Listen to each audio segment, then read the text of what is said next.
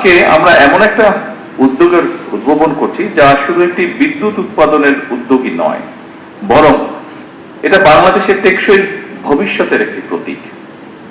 জাতীয় সংসদ ভবনে 1 মেগাওয়াট রুফটপ সৌর বিদ্যুৎ ব্যবস্থার উদ্বোধনের মাধ্যমে আমার মনে হয় একটা বার্তা বোধহয় আমরা স্পষ্টভাবে দিতে পারবো।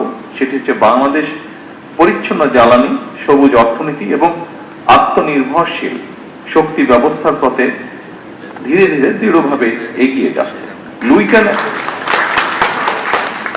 উপস্থিতিবৃন্দ, লুইখানে নির্মিত, নকশায় নির্মিত এই জাতীয় সংসদ ভবন অবশ্যই আমাদের গণতন্ত্রের প্রতীক, এবং আজ সেই ভবনের ছাদে সৌর শক্তিকে কাজে লাগিয়ে আমরা মনে হয় প্রমাণ করার চেষ্টা করছি নেতৃত্ব কেবল নীতিতে নয়, বরং বাস্তব কর্মকাণ্ডেও প্রতিফলিত হতে হবে। উপস্থিতিবৃন্দ, বাংলাদেশ আর জ্বালানি খাতে স্বনির্ভরতা অর্জন করতে চেষ্টা করছে।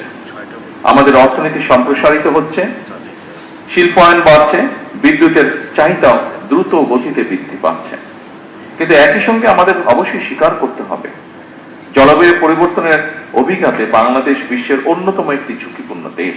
সমুদ্র পৃষ্ঠের উচ্চতা বৃদ্ধি, অনিয়মিত বর্ষণ, ঘূর্ণিঝড় এবং নদী ভাঙন এসব আমাদের প্রতিদিনের বাস্তবতা, এবং সে কারণেই টেকসই জ্বালানির পথে অগ্রসর হওয়া এখন আর শুধু পরিবেশগত দায়বদ্ধতা নয়, বরং এটি আমাদের অর্থনীতি এবং জাতীয় নিরাপত্তার অপরিহার্য একটি অংশ।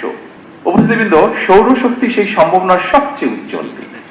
আমাদের বাংলাদেশে প্রতিদিন গড়ে প্রতি বর্গ কিলোমিটারে 4.5 থেকে 5 কিলোওয়াট ঘন্টা সৌর বিকিরণ পায়। আমাদের অসংখ্য ছাদ, শিল্প এলাকা, খোলা জমি এবং উপকূলীয় অঞ্চল নবায়নযোগ্য জ্বালানির বিশাল সম্ভাবনার ধারণ করে আছে। গত 1 দশকে বিশ্বব্যাপী সৌর বিদ্যুতের উৎপাদন ব্যাপকভাবে হ্রাস পেয়েছে।